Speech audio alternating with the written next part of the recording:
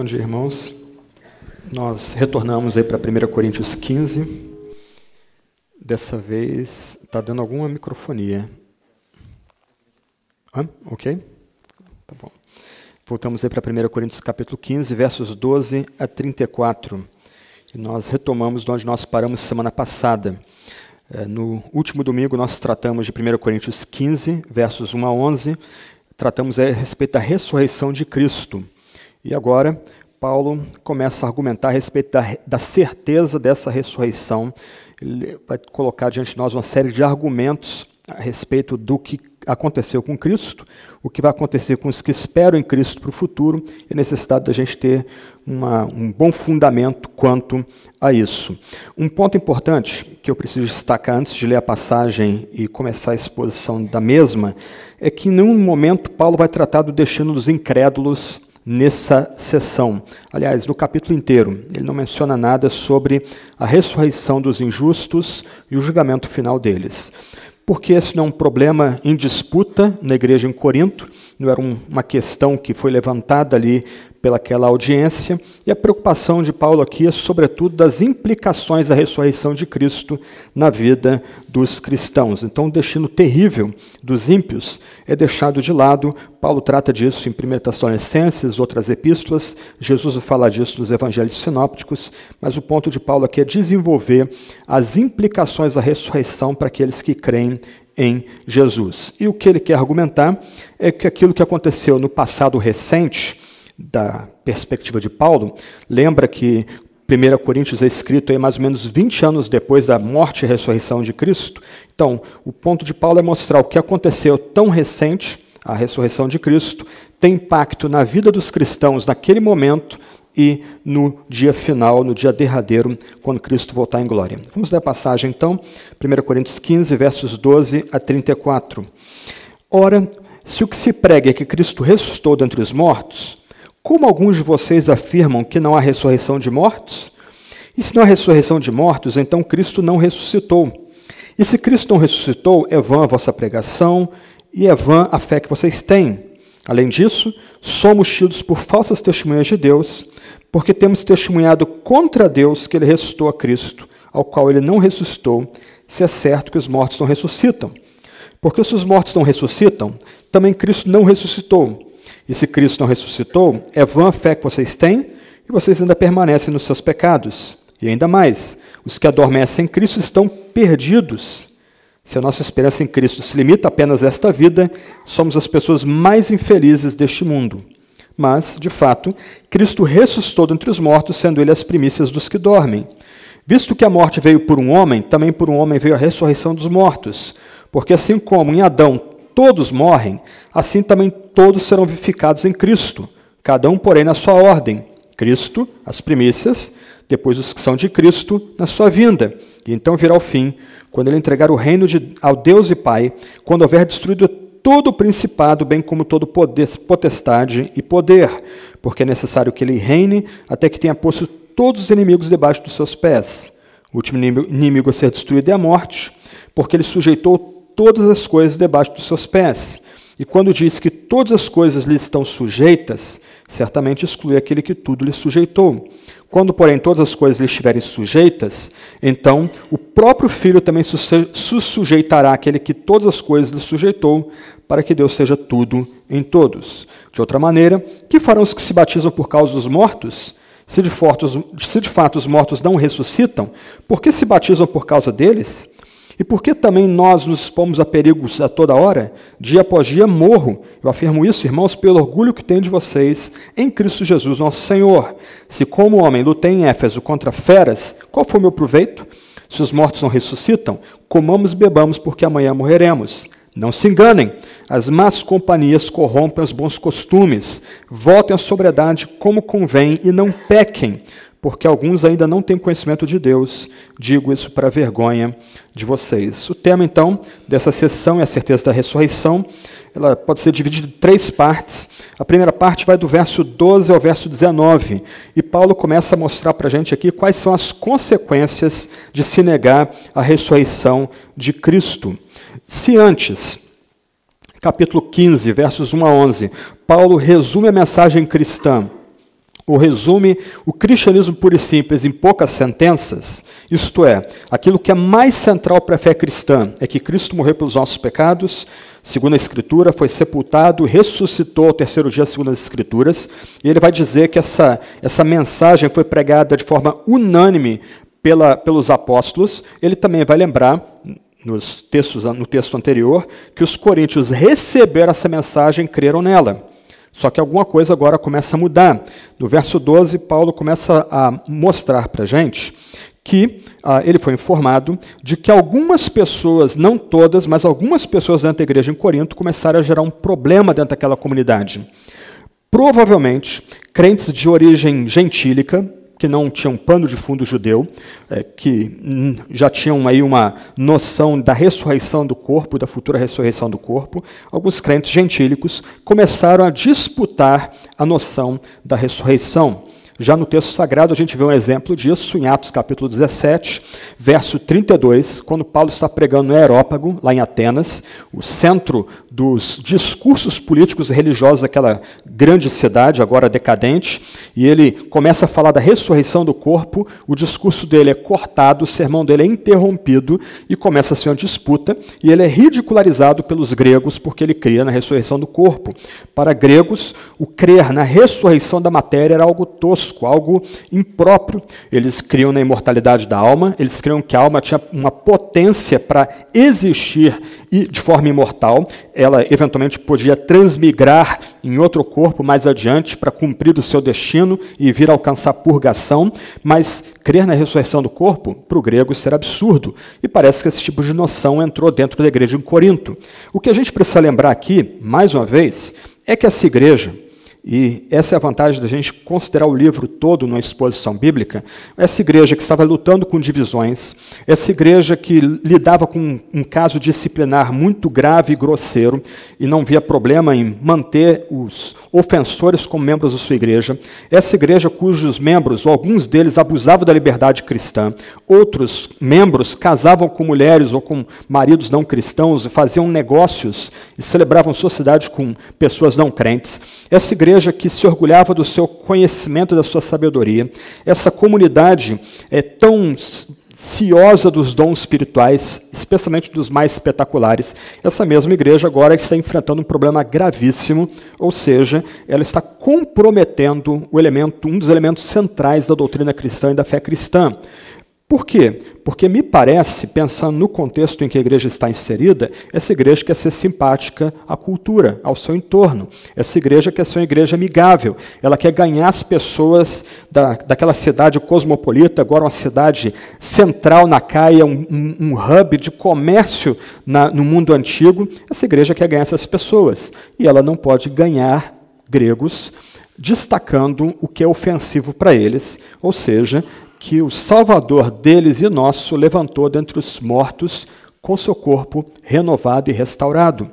E aí Paulo começa agora a corrigir esse tipo de noção que parece que algumas pessoas dentro daquela igreja estavam abrigando e disseminando dentro da comunidade. E aí, versos 12, então, ele coloca o problema para a gente. Alguns ali afirmam que não há ressurreição dos mortos. E ele começa a expor o caso. E aqui a gente tem que notar que nessa primeira parte aqui, a exposição do caso é basicamente negativa. O que Paulo quer mostrar são o que ocorre com o cristão, ou o que o cristão pode esperar se Cristo não ressuscitou de fato no corpo. Versos 12, então, ele coloca o problema. Verso 13, ele começa a desenvolver o problema. Se não há ressurreição dos mortos, se a gente não crê que haverá uma ressurreição futura nossa, ou dos que creem no corpo, então a gente tem que retroagir e afirmar que Cristo não ressuscitou no corpo, porque toda expectativa de que haverá uma ressurreição futura, os crentes vão reviver e terão seus corpos reformados, transformados, ressuscitados, é baseada no fato de que Cristo ressuscitou dentre os mortos. Então a negação de uma implica a negação da outra. Se não haverá ressurreição futura, então nosso Salvador não ressuscitou lá no passado. E aí, verso 14, Paulo aqui vai literalmente na jugular. A expressão grega aqui, se Cristo não ressuscitou, pode ser mais propriamente traduzida, é que Cristo não foi levantado dentre os mortos. E toda a noção de Paulo aqui é mostrar que o que aconteceu com o nosso Salvador aconteceu em nossa história. Se nós estivéssemos naquele jardim, o conhecido hoje como Jardim da Tumba, em 33 depois de Cristo, na madrugada de domingo, nós teríamos visto aqueles acontecimentos acontecendo como fatos históricos, como qualquer outro fato ocorrido em nossa história. O que ponto de Paulo aqui é que não dá para nós espiritualizarmos a ressurreição e acharmos que permanecemos cristãos. E o que ele coloca no verso 14 aqui é que se Cristo não foi levantado da tumba, Cristo não foi retirado da tumba, acabamos de cantar aqui que a tumba ficou vazia, se aquela tumba não foi deixada vazia, então toda a mensagem do Evangelho é destruída. Toda a mensagem do Evangelho vira uma mera ficção, uma mera lenda. Uma lenda piedosa, mas uma lenda. Ela deixa de ser fé cristã. Paulo vai dizer aqui, versos 14, depois 15, que se Cristo não ressuscitou, a pregação é uma perda de tempo, é gastar energia, é perder energia. E mais do que isso, a própria fé dos que se dizem cristãos é uma fé inútil, uma fé vã, é simplesmente apostar no lugar errado, colocar a fé no lugar errado. A questão para Paulo aqui, isso tem que ser enfatizado, vou tentar enfatizar nesses primeiros versos. Irmãos e irmãs, a fé cristã não é uma questão de opinião. A fé cristã não é uma questão de sentimentos. A fé cristã ela é baseada em fatos históricos. Nós podemos argumentar que na Judéia, no primeiro século depois de Cristo, um pequeno bebê nasceu em Belém da Judéia. Isso são fatos históricos. Nós temos 3 textos históricos que narram o nascimento desse Salvador e que não eram disputados na antiguidade.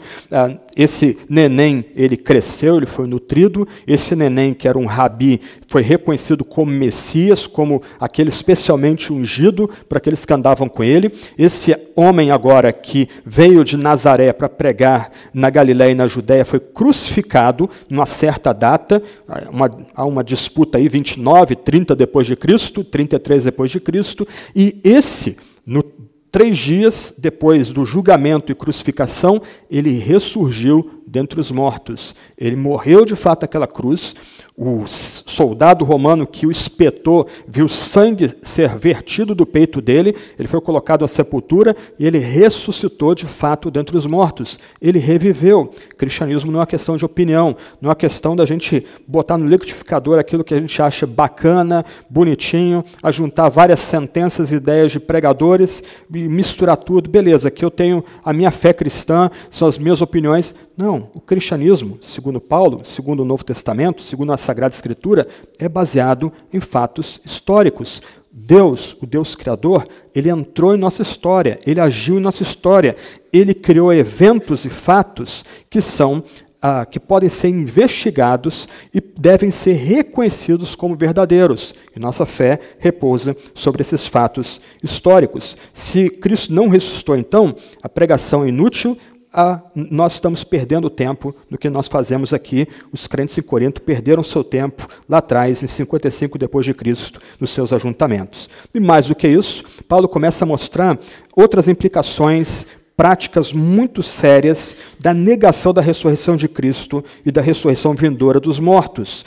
Os apóstolos se tornam falsas testemunhas, meros paroleiros, mera gente ficava falando, contando uma lenda, como se a ressurreição de Cristo fosse igual o mito grego da fênix, o famoso pássaro que é destruído e ressurge das cinzas. Então, se Cristo não ressuscitou de fato, de verdade, nossa história, os apóstolos, todos os apóstolos, que pregavam unanimemente essa mensagem da morte, sepultamento e ressurreição de Cristo, são meras falsas testemunhas, estão atribuindo algo que supostamente Deus teria feito, mas que Deus não fez. Logo, eles estão lutando contra o próprio Deus, atribuindo algo a Deus que é algo que Deus, de fato, não fez. Isto é, Deus não ressuscitou a Cristo, ainda que esses apóstolos dissessem que Deus o ressuscitou. Logo, o que os crentes em Corinto estão atribuindo aos apóstolos, que pregavam unanimemente a mensagem do Evangelho, é que eles são falsas testemunhas.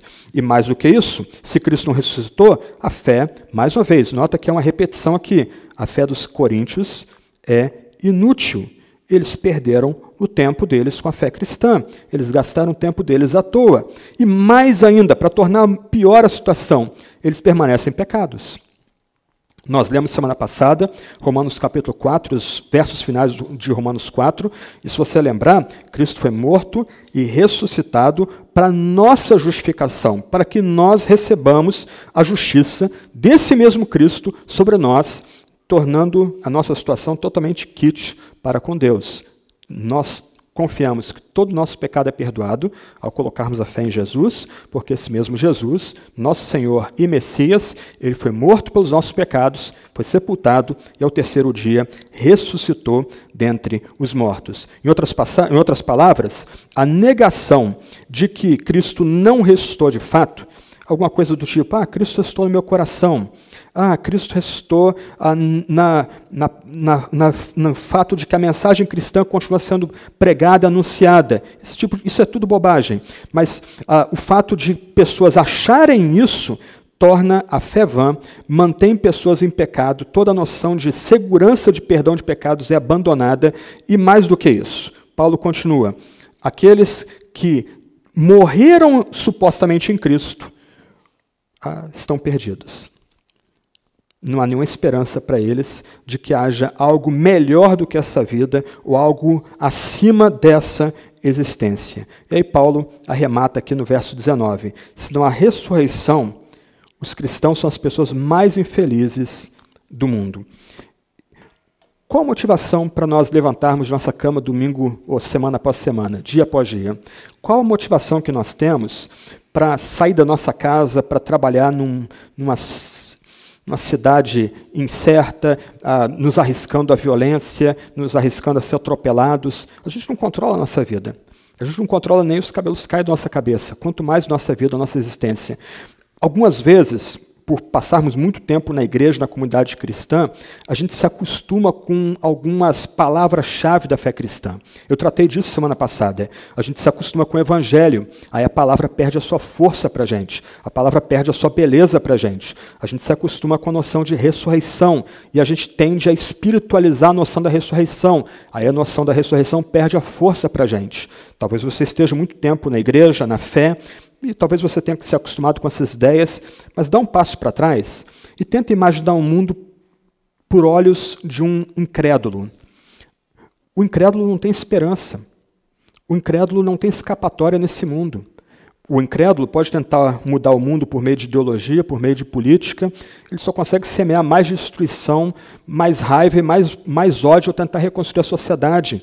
Qual a motivação de um incrédulo para ele levantar da cama, tomar o seu café, dar um beijo na esposa, nos filhos e sair para a rua, dia após dia? Qual a motivação dele para isso? Ele morreu? Acabou. Ele pode estar dando o último beijo na sua esposa, nos seus filhos. Às vezes a esposa pode ter uma parada cardíaca em casa, ele não vê mais a esposa. E aí? Acabou. Se ele não crê na vida eterna, se ele não crê na ressurreição dos mortos, se ele não crê que haverá um dia em que Cristo voltará em glória para nos reunir consigo e transformar os nossos corpos junto com aqueles que morreram e já receberam corpos glorificados, qual a esperança, qual a motivação para continuar vivendo? Mero estoicismo? Não, eu vou, parafraseando Marco Aurélio nas Meditações, eu vou levantar dessa cama para fazer o trabalho de um homem. Ok, pode fazer isso uma semana, 2 semanas, 1 ano, 2 anos, 10 anos, mas uma hora a pessoa se esgota.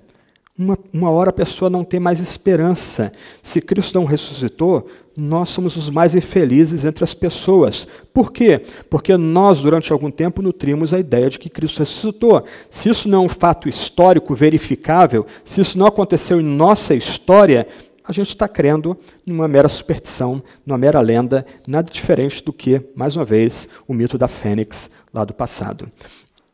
A nossa fé não é construída sobre nossas opiniões. Nossa fé ela é construída sobre a certeza de que Deus agiu na história. Deus criou céus e terra.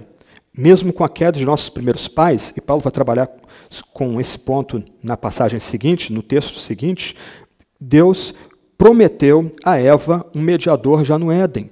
Em Gênesis 3, capítulo 15.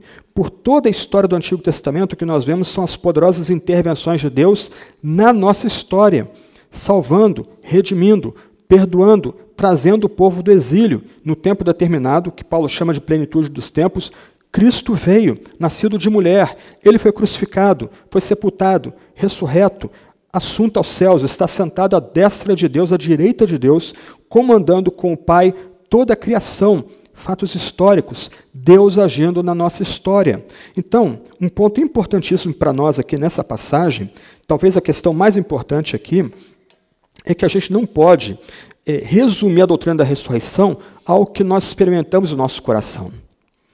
A inspiração para o meu dia, para o meu dia a dia, é que Cristo está no meu coração, que o Cristo vive no meu coração.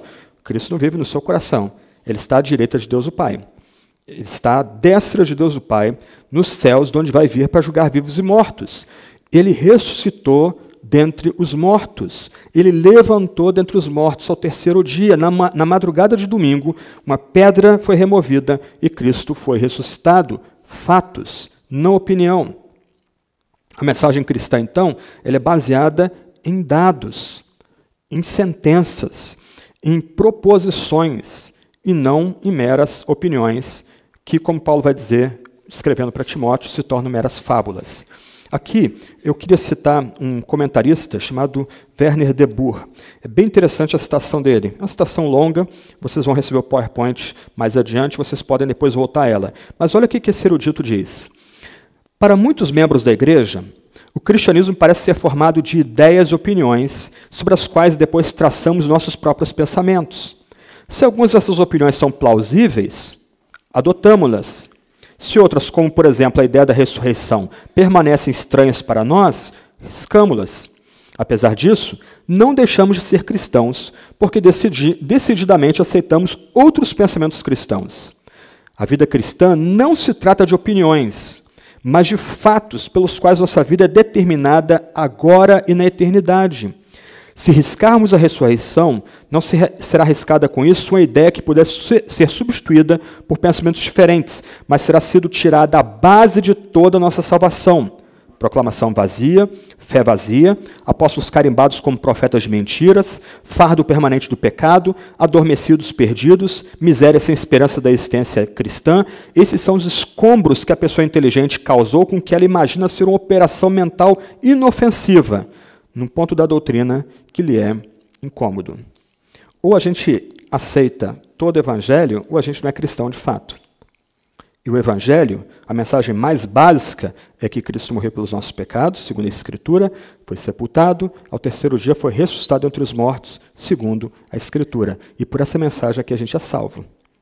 É por essa mensagem que a gente tem, de fato, motivação para, dia após dia, levantar e beijar os nossos familiares, ir para a rua, com confiança de que, ainda que a violência, a doença e mesmo a morte nos atinjam, nós não morreremos. Nós aguardamos a ressurreição do corpo. Colocando de outro lado, se a morte nos colhe, nós teremos a visão beatífica imediata com o nosso Salvador. Nós veremos a glória de Deus na face de Cristo e aguardaremos, já triunfantes com Cristo, o seu retorno glorioso, quando nós teremos corpos agora, esses que morreram terão corpos transformados, e aqueles que estão vivos serão elevados aos céus e receberão corpos ressurretos de forma imediata. E como Paulo diz, aí virá o fim, aí termina a história. Aí nós entramos numa outra página, na eternidade, que, como eu disse semana passada, não é só um estado de alegria permanente, mas é um lugar de vida, um lugar de celebração, um lugar de trabalho, um lugar, como Paulo vai dizer daqui a pouco, onde Deus é tudo em todos, onde nós vemos a face de Deus em Cristo Jesus diante de nós. Então, o que Paulo faz nesses primeiros versos é mostrar negativamente o que acontece quando se nega a ressurreição da carne, quando se nega a ressurreição do corpo. E aí, versos 20 a 28, Paulo começa a mostrar a importância da ressurreição de Cristo. E se você notar, a linguagem de Paulo agora é positiva, antes é negativa. Paulo está querendo mostrar o seguinte, olha, alguns entre vocês estão querendo espiritualizar algo que não pode ser espiritualizado, que é a doutrina de que Cristo ressuscitou dentre os mortos. Ele levantou da tumba e a tumba ficou vazia após a sua ressurreição. Aqueles que estão fazendo isso provarão algumas consequências. Eles estão jogando ao chão a mensagem cristã mais essencial.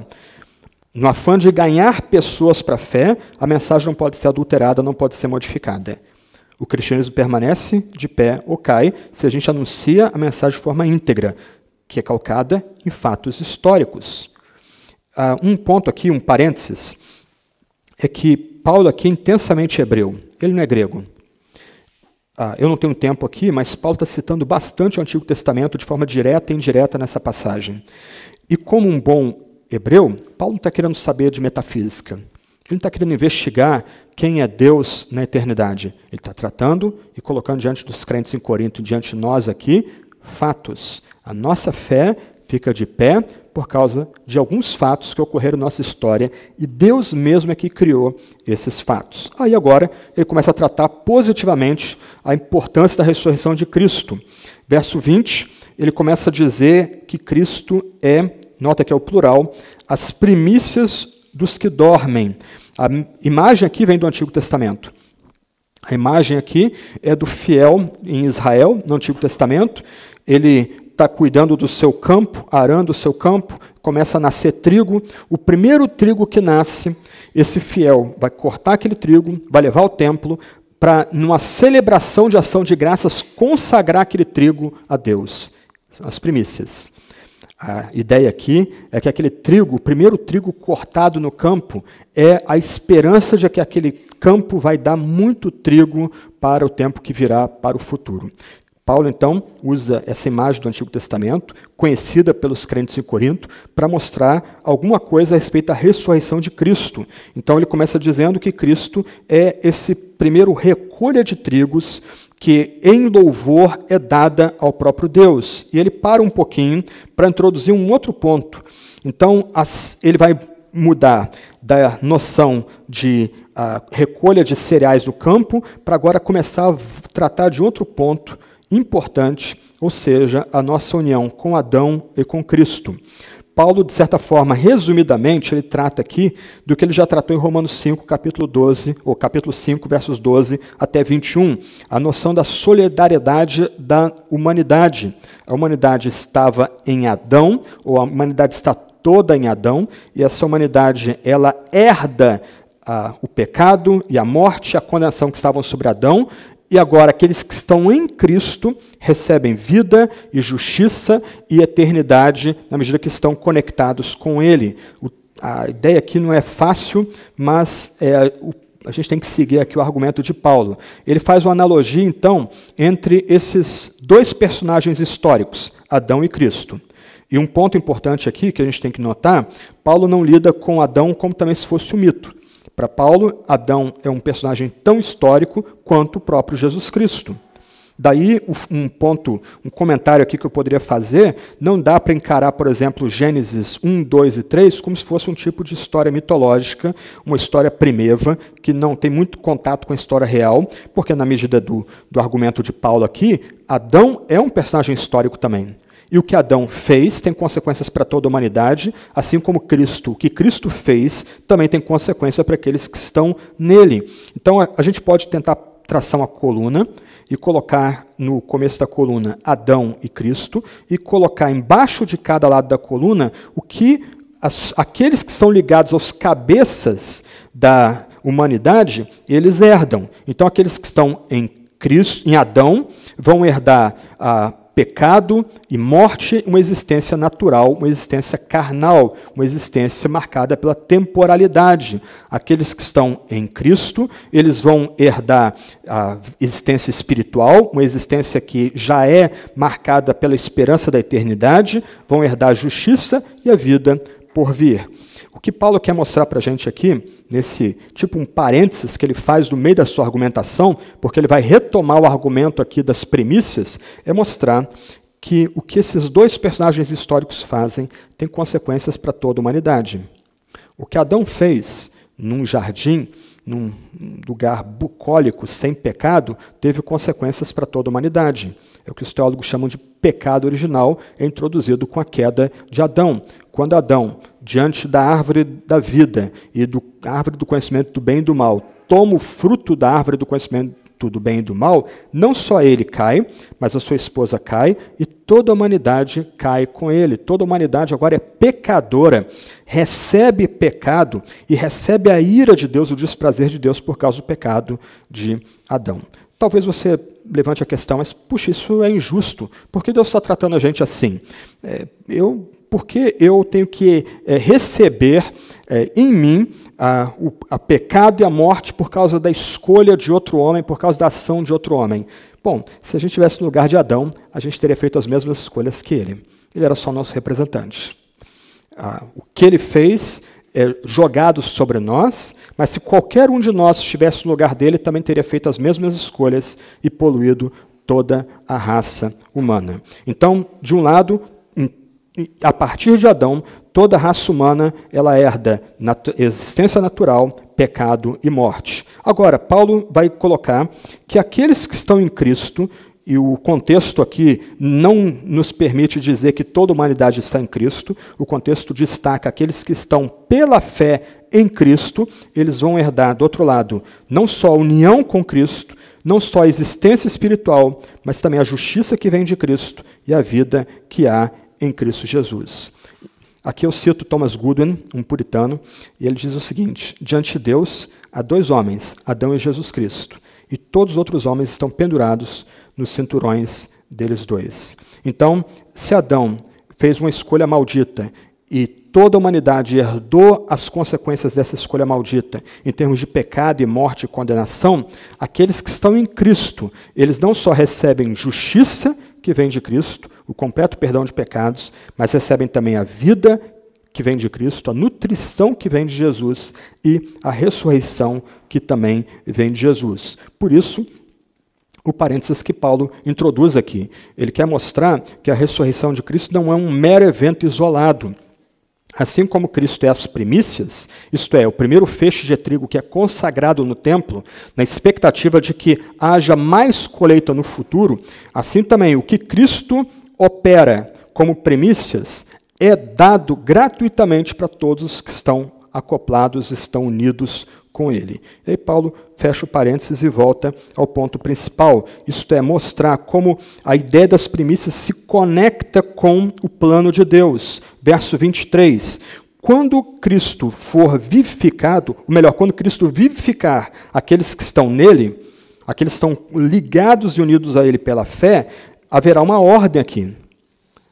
Cristo vem primeiro, ele é ressuscitado primeiro, ele é as primícias, nota o tempo aí, o plural, e depois, na vinda de Cristo, aqueles que esperam em Cristo, aqueles que estão unidos com Cristo, ressuscitarão juntamente com ele. Então, o que era um fato isolado, um dado isolado, algo que aconteceu aí nos primórdios da era cristã, 29, 30, 33, o que seja depois de Cristo, esse evento, esse fato, isto é, a morte, sobretudo a ressurreição de Cristo, é algo que está dentro do propósito maior de Deus, dentro do plano maior de Deus. E assim como Cristo ressuscitou dentre os mortos, sendo a primícia, as primícias, assim todos que estão ligados a Cristo, quando ele voltar, ressuscitarão juntamente com ele, e aí virá o fim.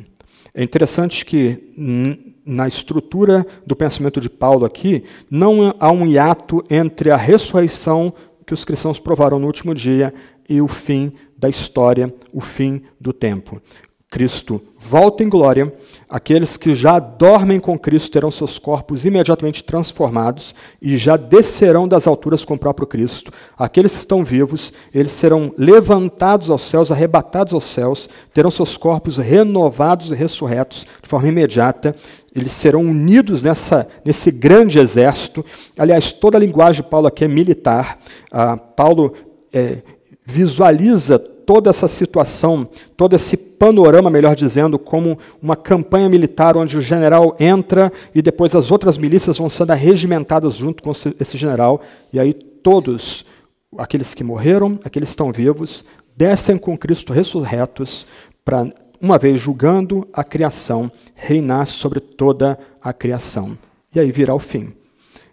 Paulo simplesmente aqui corta qualquer possibilidade de especulação se há um hiato entre a vinda gloriosa dele, a ressurreição e a vinda gloriosa dele e algo que virá mais adiante. No verso 24, então, é dito que esse fim ocorrerá quando ele entregar o reino ao Deus e Pai, e quando houver destruído todo o principado, bem como toda a potestade e poder. Nos escritos de Paulo, esses 3 palavrinhas, principado, potestade e poder, estão conectados não com forças políticas, mas com forças demoníacas. A ideia aqui que Paulo começa a pintar, isso vai ser desenvolvido no sermão seguinte, mais adiante, é um quadro grandioso do final dos tempos. Cristo morreu, e ele foi sepultado e ressuscitou. Ele é consagrado como as primícias daqueles que dormem e que esperam nele, mas no dia do Senhor, quando ele voltar em glória, aqueles mortos serão levantados e ressurretos, aqueles que estão vivos terão seus corpos imediatamente transformados, o diabo e seus demônios e todo o poder maligno vai ser completamente arrasado, completamente destruído.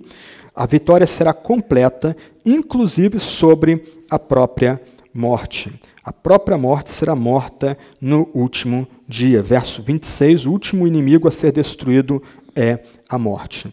E, ainda continuando nesse panorama grandioso aqui, nós estamos considerando aqui Jesus no seu estado de mediação, Jesus no seu estado de ter assumido a nossa carne para que a nossa carne venha a ser redimida. E nesse estado de mediação, isto é, no estado em que Cristo se interpõe entre nós e o seu amado Pai, ele está agindo para estender agora entre a sua ascensão aos céus e a sua volta gloriosa, o seu reino. Enquanto nós estamos aqui, o reino de Cristo vai se expandindo por toda a face da terra. Por meio da proclamação, por meio do testemunho, o evangelho vai ganhando todo o canto da terra. Mas haverá um tempo onde principados, potestades, domínios e poderes serão esmagados, a morte vai ser destruída. E aí, o que Cristo faz com esse despojo?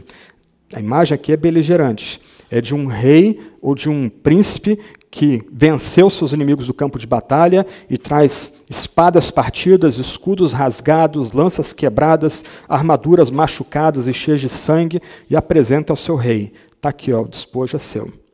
Eu ganhei a vitória em seu nome. Eu representei a ti no campo de batalha. E aí, na medida que o filho entrega ao pai esse despojo, agora o Pai é glorificado, ele recebe toda a glória, porque é ele que dá ordem para que tudo seja subordinado ao Filho, mas por um jogo de palavras que Paulo faz aqui, ele vai dizer que no final Deus será tudo em todos. Se antes ele fala do Pai como Deus, agora ele usa a palavra Deus, usa esse vocábulo para se referir a toda a deidade, a toda a trindade.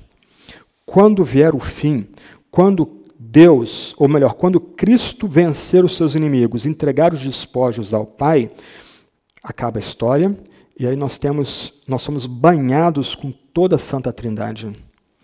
Nós não vamos ver Deus o Pai, porque mesmo na eternidade, nós seremos consumidos se víssemos Deus o Pai.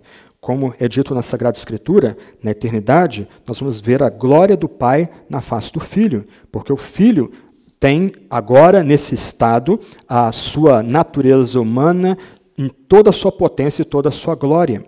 Nós vamos tocar o Filho, nós vamos celebrar o Filho, nós vamos nos banquetear com o Filho, e o que vai nos banhar é o Santo Espírito Santo. Nós vamos viver, e nós vamos agir, e nós vamos pensar, talvez nós vamos trabalhar por todas as galáxias, celebrando a glória de Deus por todo o universo, na eternidade, sem tempo, na presença e no poder total e banhados pela ação poderosa do Espírito Santo. Deus será tudo em todos. O ponto aqui é que Paulo não diz que nós vamos ser absorvidos em Deus. Nós vamos nos tornar divindades. A distinção entre o Criador e a criatura permanece, mas agora, num lance de condescendência divina, aqueles que estão na eternidade, aqueles que agora experimentam o triunfo completo de Cristo, são banhados com Deus em toda a sua inteireza. E Deus vai ser tudo em todos. Terceiro e último ponto agora da passagem. Paulo então se move dessa visão grandiosa de como será o fim. Paulo coloca a ressurreição do corpo dentro de um contexto mais amplo. Ela não é um evento isolado de outros eventos que Deus está fazendo na nossa história, inclusive os eventos conectados ao fim. Esses eventos, eles falam dessa glória de Deus se espalhando por toda a criação, da supremacia completa de Deus sobre toda a criação. Não haverá mais pecado, não haverá mais morte, não haverá mais dor. Tudo isso vai ser banido da criação. Os ímpios serão banidos. A gente vai aprender em outros textos bíblicos que os ímpios vão dando glória a Deus para o inferno, celebrando a justiça tremenda de Deus. Eles entendem que Deus é plenamente justo por bani-los completamente dessa nova e boa santa criação. E agora Paulo se move dessa imagem de glória, potência do último dia, para mostrar o valor da vida cristã, o valor da ressurreição na vida cristã. E a última sessão da passagem aqui. E verso 29, nós temos aí um dos textos mais difíceis da Escritura. É muito irônico, a gente começa a ler comentários bíblicos, e os comentários vêm comentando a passagem, e aí chega no verso 29, quando Paulo fala de batizar pelos mortos, aí os comentaristas vão gastar 3, 4, 5 páginas para comentar somente essa expressão. O que vem a ser batizado pelos mortos? Há pelo menos 3 posições principais. A posição mais popular é que Paulo está citando, sem criticar, uma noção de que alguns crentes em Corinto, de forma mística, estavam fazendo um tipo de batismo vicário, isto é, eles estavam se batizando ou por cristãos que morreram sem o batismo, ou eles estavam se batizando por parentes e amigos que morreram sem Cristo e sem batismo, então eles se batizavam talvez com alguma intenção de salvar essas pessoas.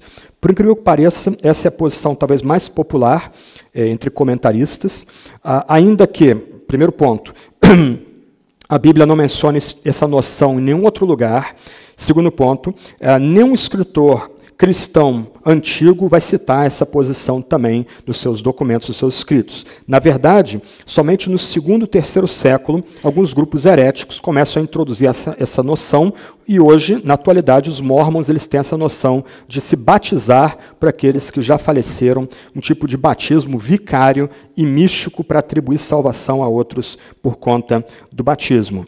Então, e outro ponto, um terceiro ponto que pode ser levantado aqui, é que seria estranho, caminhando com Paulo e lendo os textos dele, topar com uma noção tão esdrúxula, completamente inovadora, completamente nova, uma noção completamente mística do batismo, e Paulo não citar nenhuma crítica, não levantar nenhuma crítica, uma ponderação contra esse tipo de prática que supostamente ocorria na igreja em Corinto. Então a primeira posição, bem popular, inclusive nossas Bíblias anotadas, geralmente a posição que é defendida, é que os crentes em Corinto, nessa balbúrdia que acontece na igreja, nessas várias tensões ocorrendo dentro da igreja, tinha um grupo lá que se batizariam vicariamente no lugar de mortos. Uma outra posição que eu julgo mais interessante, até pelo contexto, se você notar, Paulo está tratando aqui dos seus próprios sofrimentos, é que esse batismo pelos mortos seria um batismo de sangue, um batismo de martírio.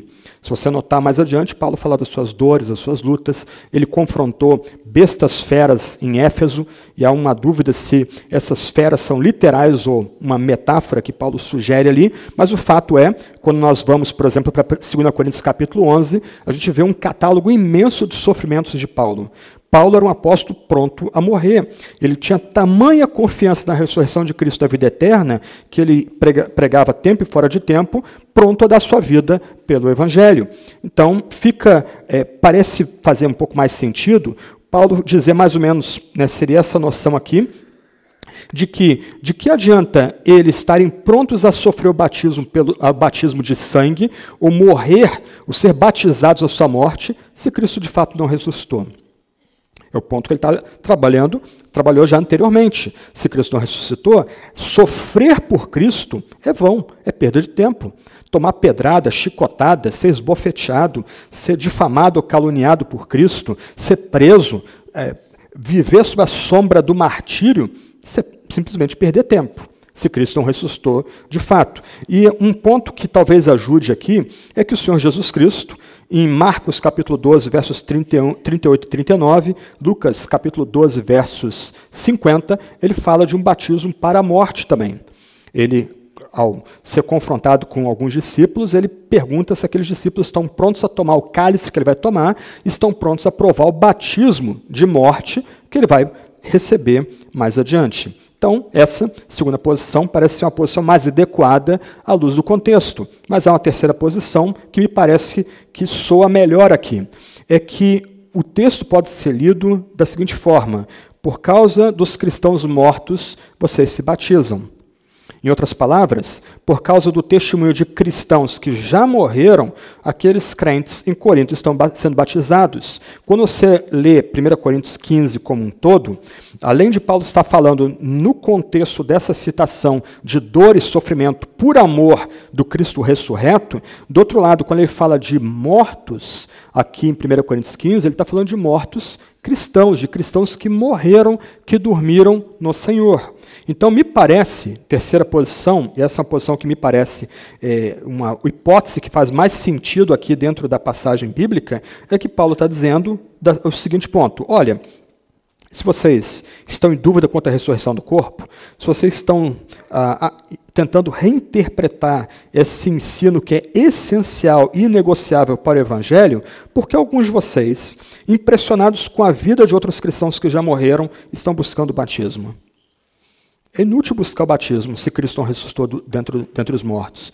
Até porque, em Romanos 6, versos 3 a 5, a gente aprende que, para Paulo, o batismo é uma poderosa imagem, não só da morte e ressurreição de Cristo, mas da nossa ligação com a morte e ressurreição de Cristo. Ou seja, em Romanos capítulo 6, Paulo levanta uma questão, é que quando nós somos batizados, imersos e retirados das águas, misticamente, naquele momento, por obra do Espírito Santo, nós estamos sendo unidos, nós estamos sendo levados lá no passado para experimentar a morte de Cristo, para estarmos unidos na morte de Cristo e também experimentarmos a ressurreição poderosa de Cristo Jesus. Por isso, e isso já foi dito aqui, Paulo fala que nós somos, ou melhor, a gente lê isso em Efésios, né? Nós estamos ressuscitados aqui agora, nós já estamos assentados nas regiões celestiais aqui agora. Por quê? Porque por meio do batismo, nós já provamos o poder da morte e da ressurreição de Cristo Jesus. Mas, ainda que o texto seja complicado, o Simon Kistemaker vai elencar 8 possibilidades de interpretação do texto, para concluir da seguinte forma: eu não tenho uma posição sobre o texto. Para mim o texto permanece um mistério. Mas ainda assim, o contexto ajuda. O ponto de Paulo aqui, versos 30 e 32, é: de que adianta nós nos arriscarmos por Cristo, fazermos coisas grandiosas por Cristo, trabalharmos duro por Cristo, estarmos prontos a morrer por Cristo, se não existe ressurreição?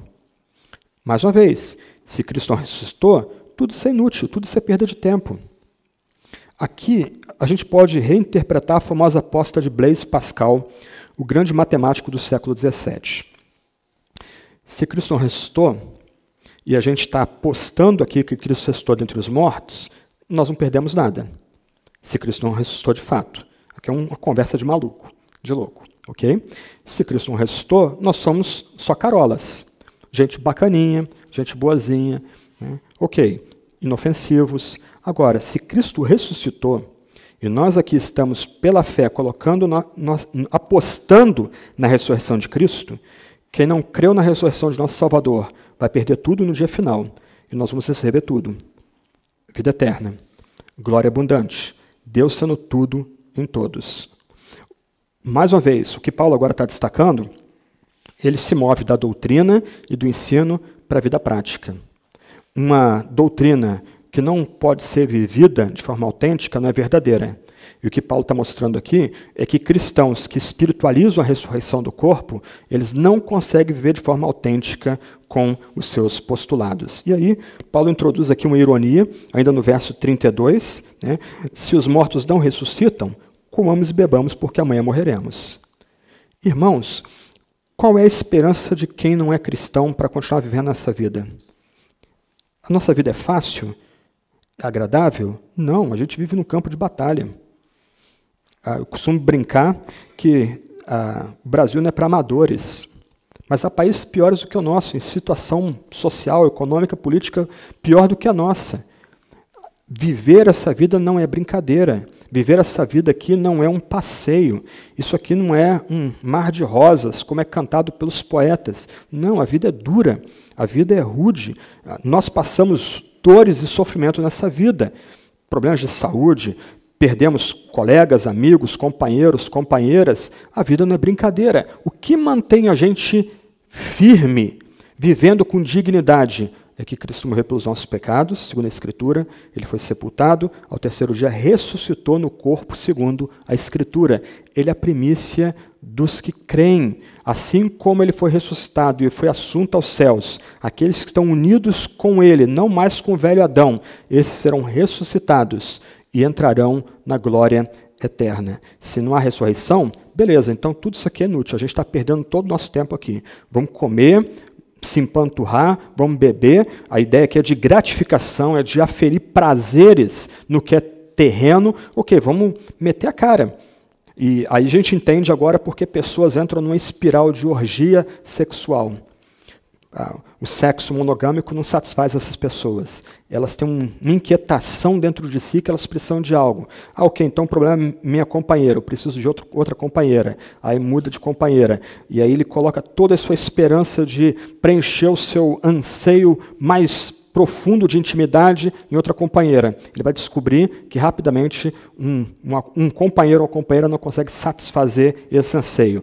Então deixa eu tentar uma orgia aqui. Beleza, ele vai descobrir que aquela orgia sexual, a autogratificação, não consegue satisfazer o vazio dele. Bom, deixa eu tentar então com uma pessoa de mesmo sexo aqui, ver se eu consigo preencher esse vazio aqui.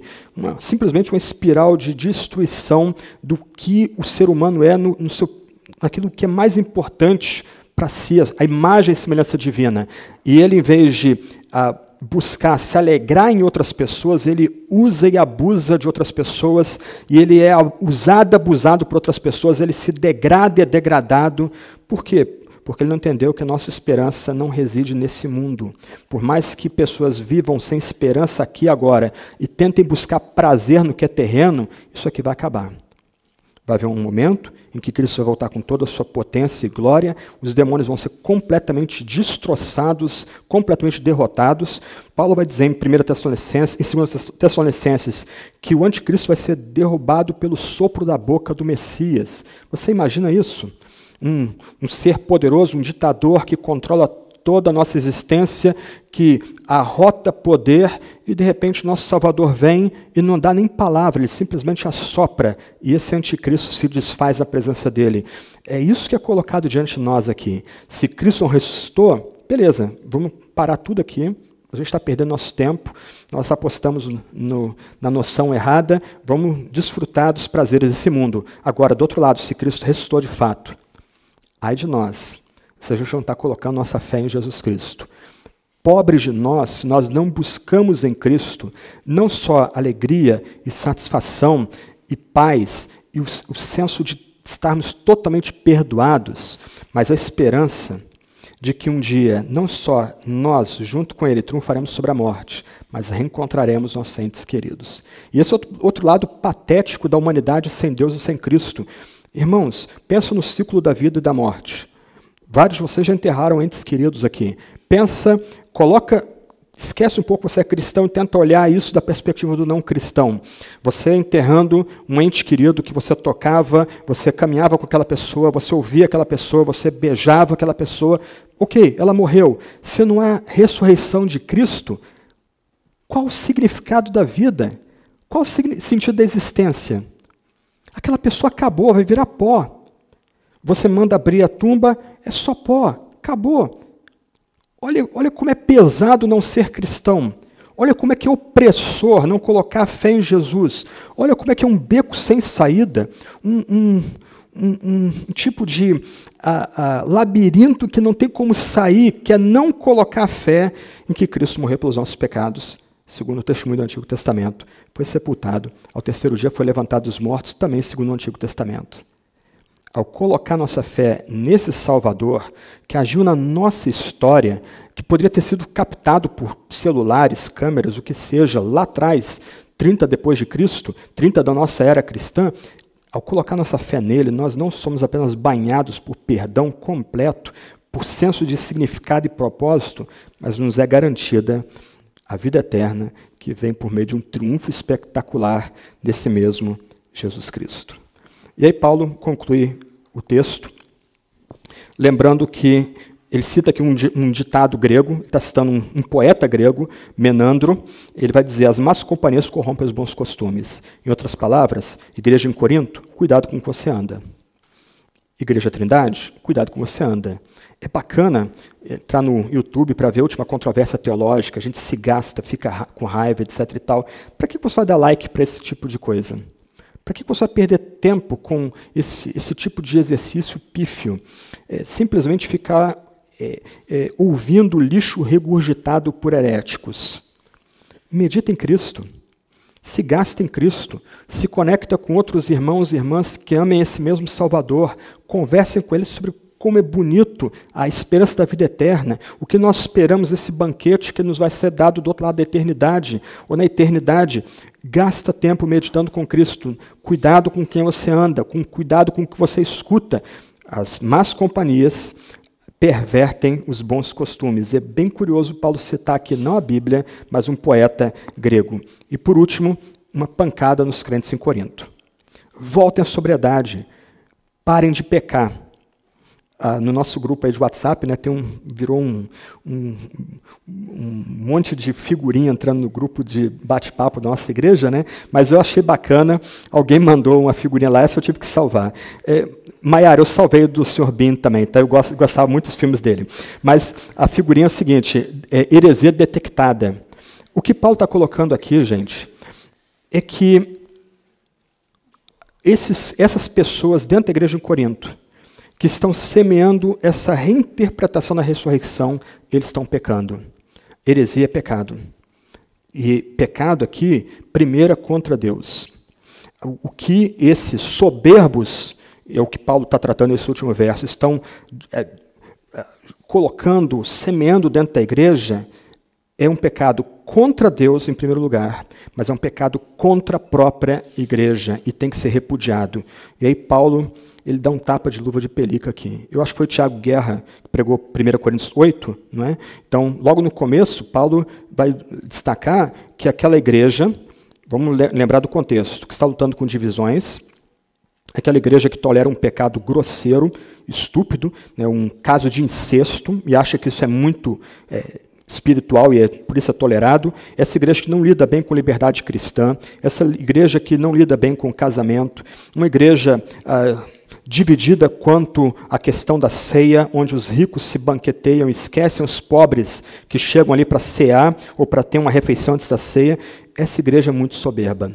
Essa igreja se orgulha do seu conhecimento. E ela está pisando na bola, ela está pecando naquilo que é mais central à fé cristã. Uma igreja que se orgulha de ter dons mais espetaculares, ela entende que o dom de línguas é mais importante que o dom de profecia. Olha o que Paulo diz aí. Alguns ainda entre vocês não têm o conhecimento de Deus. Digo isso para vergonha de vocês. Ao tolerar alguns crentes semeando uma reinterpretação tosca do que aconteceu com Cristo em Jerusalém, essas pessoas estão pecando e a tolerância da igreja com esse tipo de conversa mole, com esse tipo de noção de encarar a ressurreição de Cristo como um mito, uma lenda fundante, ela é pecado. E a igreja não deveria tolerar essa noção. E Paulo envergonha a igreja, coletivo, porque ela, ao mesmo tempo, pretesta ter um conhecimento superior, conhecer mais do que as outras comunidades, mas tolera uma reinterpretação do Evangelho que coloca em risco a própria mensagem cristã. 3 aplicações para nós encerrarmos aqui a meditação nessa passagem. Primeira aplicação, eu tomo desse último verso aqui. Voltem à sobriedade como convém, não pequem, porque alguns ainda não têm conhecimento de Deus. Os alguns aqui são esses que estão reinterpretando a ressurreição do corpo. Esses não conhecem Deus. Digo isso para vergonha de vocês. Irmãos e irmãs, aqueles que nos visitam aqui, né? Não conhecer o Evangelho de Deus, revelado da Escritura, é uma vergonha para qualquer pessoa que se diz cristã. De um lado, a gente deve se alegrar com o crescimento do Evangelho no nosso país. Os dados aí apontam que em mais 5 anos, nós teremos aí talvez 40% da população brasileira. Você imagina isso? Aqueles que são crentes há 40 anos, 50 anos aqui, devem lembrar um tempo que ser crente era ser literalmente uma minoria que era vista com estranheza dentro da sociedade. Havia quase uma vergonha da gente se identificar como cristão na escola. Às vezes uma turma de 30 alunos só tinha 1 ou 2 crentes ali, né? E todo mundo olhava para a gente, aula de religião, aula de catecismo católico e assim sucessivamente. Mas nós, hoje, estamos caminhando para ser uma parcela significativa da sociedade.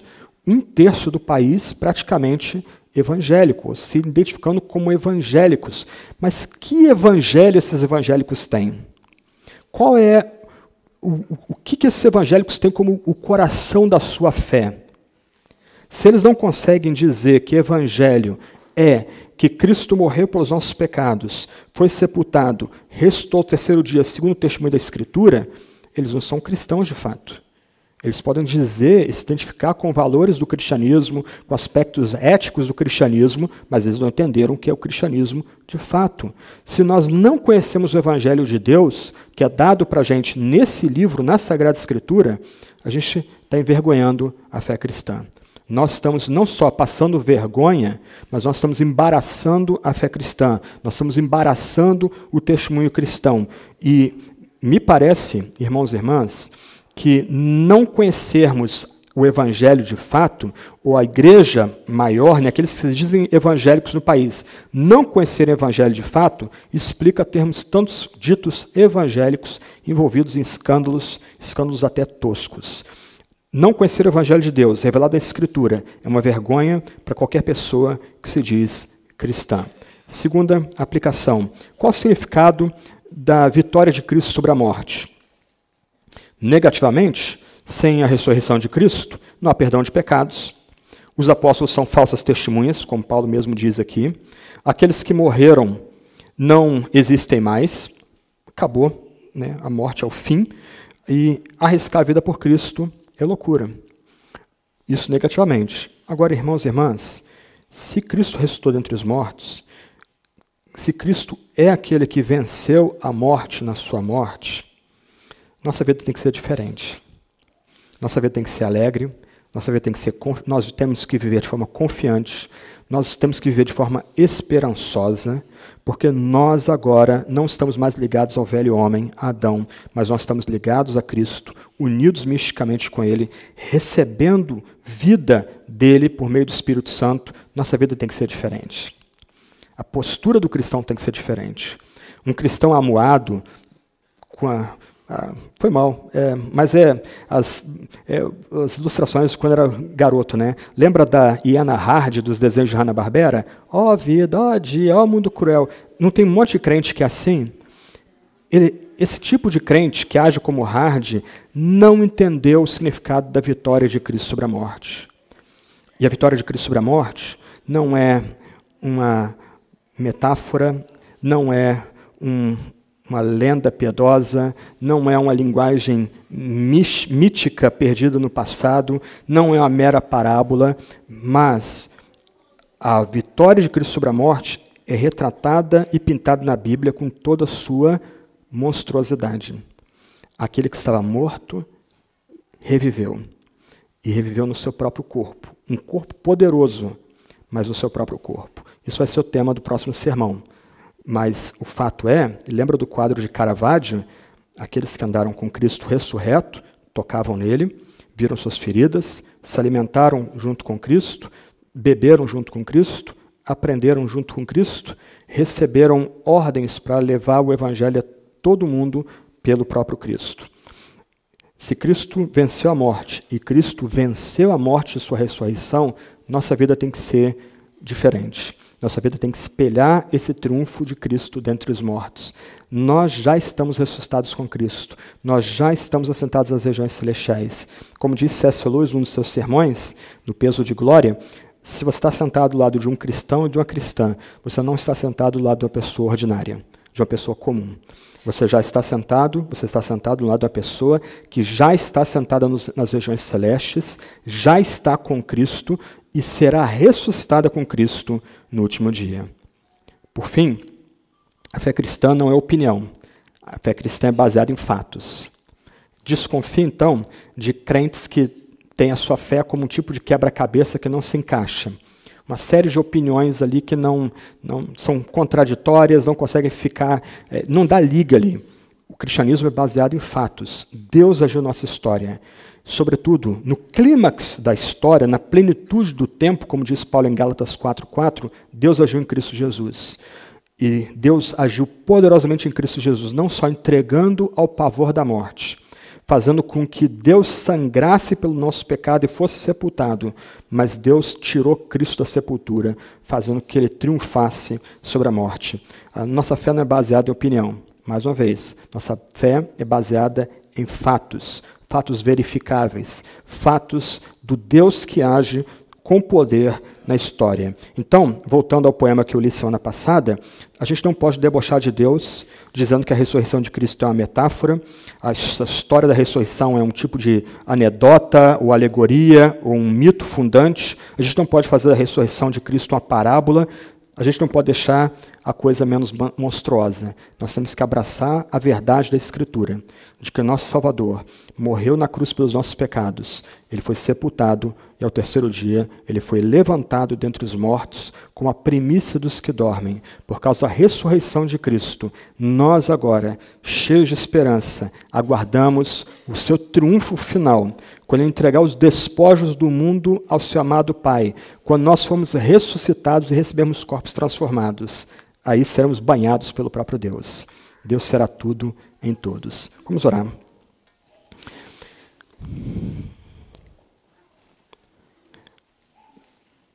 Senhor Jesus, nós adoramos o Teu nome.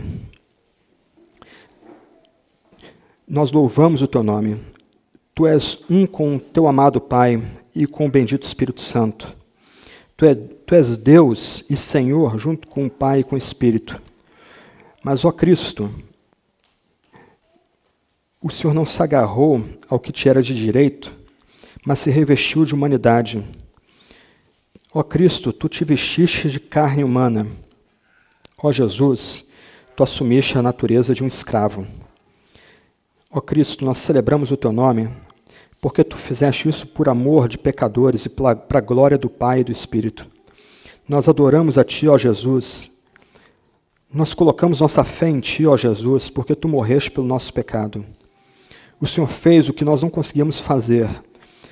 Ó Cristo, tu te entregaste como nosso representante, como um novo homem, como segundo Adão. Ó Cristo, tu esgotaste a ira do teu amado Pai na cruz do Calvário. Ó Cristo, quando tu clamaste, porque o teu Pai te abandonou, tu estavas recebendo a ira que era devida a nós. Ó Cristo, nós te adoramos porque o Senhor morreu na cruz, ó Jesus, pelos nossos pecados. O Senhor se entregou em nosso lugar. O Senhor recebeu a pena que deveria ser dada a nós. E, ó Cristo, nós te celebramos e adoramos, porque por obra do Pai e do Espírito, tu levantaste dentre os mortos. Ó Cristo, a morte teve seu poder quebrado. A morte foi derrotada. Na tua morte, tu triunfaste sobre a morte. Ó Cristo, te louvamos, te adoramos, porque a morte não pôde te conter. Tu ressuscitaste. Tu foste levado aos céus. Ó Cristo ressurreto, tu estás vivo à destra do nosso amado Pai. Ó Cristo, nós te louvamos, porque agora o Senhor vive para interceder pela gente. Não há uma situação que a gente entre que o Senhor não nos vigie, não nos guarde, não interceda por nós.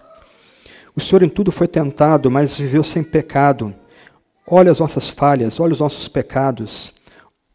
Tu conheces quem somos, mesmo que a gente não nos conheça de fato.